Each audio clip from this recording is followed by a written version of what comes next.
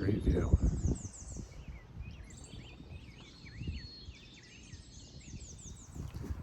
It's a little past 8 in the morning and I'm well underway. Probably put in a couple of miles already. I decided to skip the breakfast at the hostel because it wasn't until 8 a.m. I'm sure it was going to be amazing. But with an 8 a.m. breakfast, that's more like 9 o'clock that you're done and cleaned up. And it just seemed like a lot of time. I'm still wired a little bit for trying to be on the trail when there's any daylight, just because there was so little of it before. But that's not really a problem this time of year. Anyway, I'll get back into the rhythm and swing of it, I'm sure. The hostel was about a half mile off trail, which you just hate the additional miles. Anything, even a tenth of a mile is a bummer. 2/10 is more of a bummer. Like 3 or 4/10 is a deal killer for most things. You just don't even bother.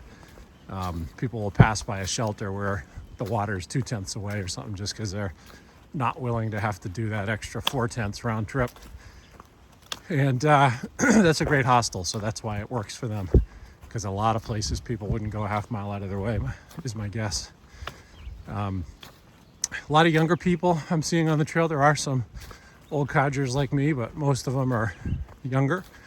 And a lot of socializing and everything. It's all good.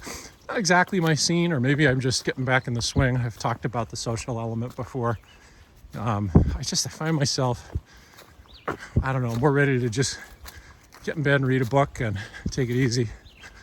I don't know if that's just me being a little bit of an introvert or age or just getting back on trail. I don't know, but it's great. I love it. Just love the chance for the peaceful free time. Oh, looks like I must be coming up on a shelter because I see a privy over there. But not something I'm looking for 2 or 3 miles in today. I got a long way to go before I'm looking for a shelter. Anyway, I do have one little ache and pain kind of issue. I'm gonna have to see where it heads. I've got shin splints in my left leg that were troubling me yesterday while I was at the hostel. I've taken a bunch of a leave, see if that knocks it down a little bit. It's either gonna be one of these things where I'm foreshadowing a problem that a few days from now is a big problem, or it may just be that it resolves itself and hopefully that's it. Oh, there's the shelter over there. I see some people hanging out. So anyway, we'll see. I'm hopeful that the shin splints aren't a big deal. It's supposed to get to 78 degrees today. Right now there's still a nice breeze. It's pretty comfortable, but I'm hearing that water is tight, so I'm gonna have to be smart about resupplying when I can. Sounds like there's about a 10-mile stretch with no water. So that's pretty easy as long as I have 2 liters when I start it. So I've got to be on top of that. But it's very pretty out here this morning and it's heating up. Gonna put on some sunscreen pretty soon.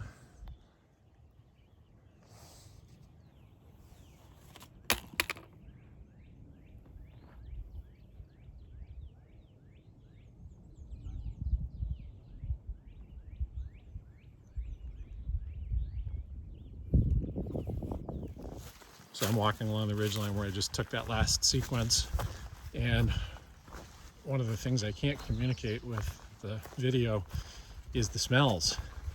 So that all looks like farming community down there, and occasionally you get a little bit of like cow odor, but what I'm smelling now is some kind of fire they're burning down there, the smoke from it.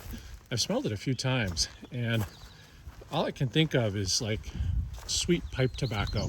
It's just such a pleasant odor, and just light and pleasant, kind of wafting through. You get a smell of it every here and there, and it's just a beautiful day with really, all the senses kind of engaged. It's really sweet. Remember what I was saying about objecting to any extra mileage? Well, looks like I'm doing 0.4 round trip to get water before this 10-mile stretch with no water. Not much I can do about it. I just crossed the road that people use to hitch into Pearsburg. I don't have to, I'm all supplied, so I moved right on past. But a couple of interesting things. First, I ran into a girl I saw a couple days ago at one of the shelters who was having shin splints, and hers are now gone, and now I have them. She was asking me how to care for them, as if I knew. And hers are gone, and now I have them. So I didn't know it was like a contagious thing. Hopefully mine will go away soon.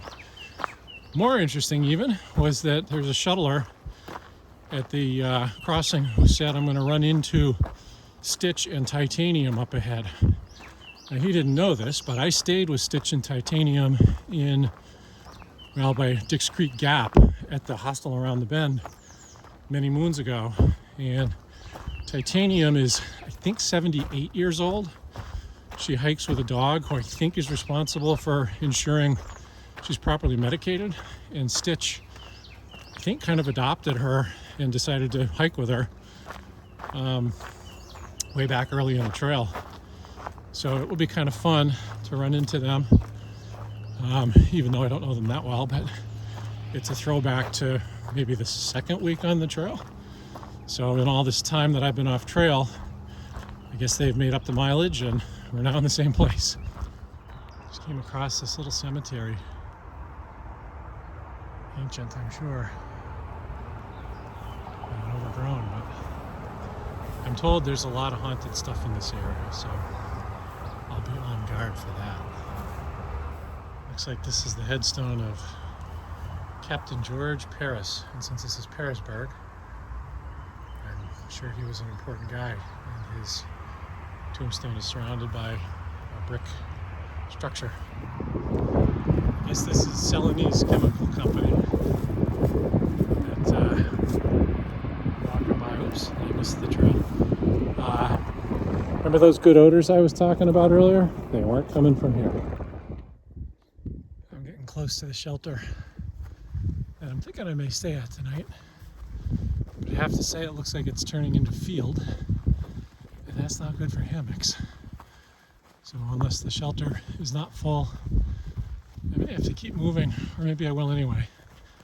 I'm right at 20 miles. I have to say I feel really good. It's been a very good day, a lot of up and down, but I've just felt the energy for it. Oh, there's the shelter. Lots of people already at it, of course. So we'll just have to see. Got a couple of questions about how I set up camp. So I'm going to try to do a couple of videos that'll show. So this is what's called the ridge line of the tarp. Over the hammock. That's the tarp. The silver part is the tarp, and these are called snake skins over the top. And the tarp ends up going over the whole hammock setup to keep it dry. And so that's what the tarp looks like when it's all set up. I've left one of the ends open while I'm working inside, and I'll tie those off later. So I've put straps on the trees. That's what the hammock will hang from, those black and white straps. And that's the hammock strung up to those black and white lines underneath the tarp. I just attached the underquilt, which is that green puffy thing around the outside like a cocoon. And that's what keeps the bottom of your body warm, because your sleeping bag compresses when you lay on it, and there's no thermal value to compress down. So this just hangs there and adds the thermal value underneath you so you don't get cold. I just set my sleeping bag in there. That's the blue and black thing. And my setup is pretty well set. I'll tie those doors shut to keep the wind out before bed, and adjust any lines that need adjusting. That's about it.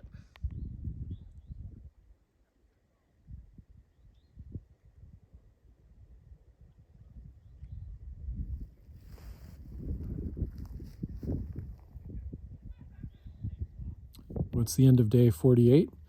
There's all kinds of folks camped out up along that beautiful view on the ridge line that you saw in the last segments. There's probably 30 or 40 people up here tonight. I think it's probably close to that. Maybe it's 30. With their tents pointed to be able to look at the sunrise in the morning, and just, it's really a pretty awesome setup. Sounds like there could be rough weather tomorrow. They're talking about thunderstorms with the potential to have hail, so I hope that doesn't happen. That would be no fun. But I'll take it as it comes. And I'm feeling good. It was a good day despite the pain from some shin splint stuff. I'm hoping I'm working through that. The Aleve really seems to help, and I'm hopeful that it's going to get better, not worse. But the miles went easily today, which really kind of surprises me because I've been pushing pretty hard. I did 19 today, so it was a little less, but it was comfortable. I planned to keep going, but there was it wasn't clear that there were trees at the next campsites or next likely areas that would be able to hold a hammock. So I didn't want to get stuck somewhere with no place to hang. Kind of a funny guy out there I was just talking to who has his big fat LSAT study book, and he's cowboy camping, which means he just put a tarp down and laid his sleeping bag on it, and he's going to sleep under the stars. And he's looking at his big LSAT study book doing that. A pretty funny guy. Hopefully it doesn't rain for his sake tonight. Met a guy also who was studying the difference between a literalist and a kleptomaniac. And I asked him, what is the difference? And he said, well, a literist takes everything literally, and a kleptomaniac takes everything literally.